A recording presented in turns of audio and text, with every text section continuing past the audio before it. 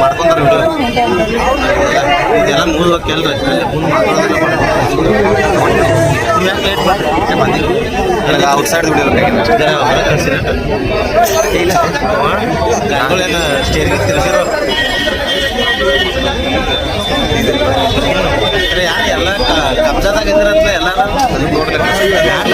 ಫೇಸ್ಬುಕ್ಕಲ್ಲ ಅವ್ರದ ಮಾಡಿರಿ ನೀವು ಈ ಫೇಸ್ಬುಕ್ ಮಾಡ್ಬೇಕಲ್ಲ ಫೇಸ್ಬುಕ್ದಾಗ ನೋಡಿಲ್ಲ ನೀವು ಅವ್ರದ ಸ್ಟೇಟ್ಮೆಂಟ್ ಮಾಡಿಲ್ಲ ಅಲ್ಲೇ ನೀವು ನೋಡಿಲ್ಲ ಅದ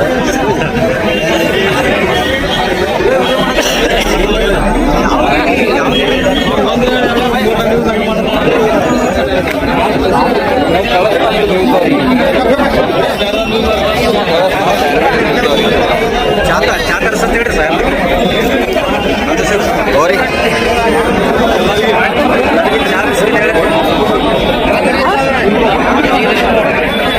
ನೌಕರರ ಒಕ್ಕೂಟದ ಅಧ್ಯಕ್ಷರಾದ ನಿಂಗರಾಜ್ ಕರೆಣ್ಣವರವರು ಸೌದಿ ಸಾಹೇಬ್ರ ಮನೆಗೆ ಮಾತಾಡಲಿಕ್ಕೆ ಅಂತ ಹೋಗಿ ಹೆಜ್ಜೆ ಇಡೋ ತಕ್ಷಣ ಅವ್ರನ್ನ ಅವಾಚ್ಯ ಶಬ್ದಗಳಿಂದ ಬೈದ ತಕ್ಷಣ ಅವರು ಆಮೇಲೆ ಅವರ ಮಗ ಹಾಗೂ ಅವರ ಕಾರ್ಯಕರ್ತರು ಕೂಡಿ ನಮ್ಮ 4 ಜನ ಸಿಬ್ಬಂದಿಗಳಾದ ಮಾಬಾಲ್ ಪಾಟೀಲು ಬಸವರಾಜ್ ಕಮತ್ಗಿ ಅವರು ಆಮೇಲೆ ಅಭಯ್ ಲಕಡಿ ಅವರು ಇವ್ರನ್ನೆಲ್ಲರನ್ನೂ ಹಿಗ್ಗಾಮುಗ್ಗಾವಾಗಿ ಮಾರಣಾಂತಿಕವಾಗಿ ಹಲ್ಲೆ ನಡೆಸಿದ್ದಾರೆ.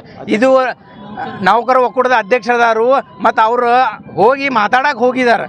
ಅಲ್ಲಿ ಹೋಗಿ ಮಾತಾಡೋರು ಅಟ್ಲೀಸ್ಟ್ ಮಾತಾಡಬೇಕು, ಅದು ಬಿಟ್ಟು ಗುಂಡಾ ವರ್ತನೆಯನ್ನು ಮಾಡಿ ಅವ್ರಿಗೆ ಹೆಂಗೆ ಬೇಕಾದಂಗೆ ಹೊಡ್ತಾರೆ.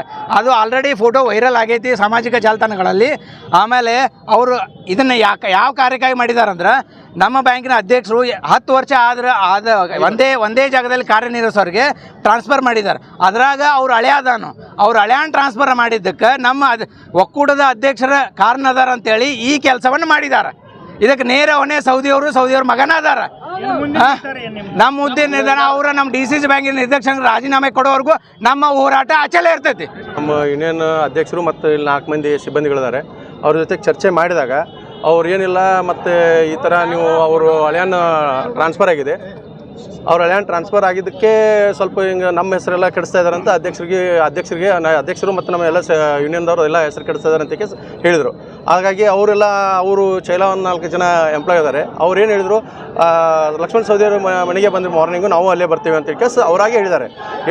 ನಂತರ ಅಲ್ಲಿ ಬಂದು ಎಲ್ಲರೂ 9:30ಗೆ ಬಂದ್ದಾರೆ. ಎಲ್ಲರೂ 9:30ಗೆ ಬಂದ ನಂತರ ನಮ್ಮ ಇವರು 3 ಜನ ಮೊದಲು ಹೋಗ್ಯಾರೆ. ಆಮೇಲೆ ನಮ್ಮ ಯೂನಿಯನ್ ಅಧ್ಯಕ್ಷ ಕರೆಣ್ಣವರು ಹೋಗಿದ್ದಾರೆ. ಯೂನಿಯನ್ ಅಧ್ಯಕ್ಷರು ಒಳಗೆ ಬರಬೇಕಾದ್ರೆ ಅವಾಜ್ ಶಬ್ದಗಳು ಲಕ್ಷ್ಮಣ ಸವದಿಯವರು ಅವಾಜ್ ಶಬ್ದಗಳಿಂದ ನೀವು ನಮ್ಮ ಮನೆಗೆ ಬರಲಿಕ್ಕೆ ಅಂತ ಅವರೇ ಎದ್ದು ಬಂದು ಅವರು ಹಂಗೆ ಹಿಡ್ಕೊಂಡು ಹೊರಗೆ ತಂದು ತಳ್ಳಿದ್ದಾರೆ. ತದನಂತರ ಅವ್ರ ಮಗನಾದಂಥ ಚಿದು ಸೌದಿ ಅವರು, ಅದೇ ನಂತರ ಶಶಿಕಾಂತ್ ಸೌದಿ ಅವರು ಇಬ್ಬರು ಸೇರಿ ಅವನಿಗೆ ಹೊಡ್ಲಿಕ್ಕೆ ಪ್ರಾರಂಭ ಮಾಡಿದ್ದಾರೆ. ಅದು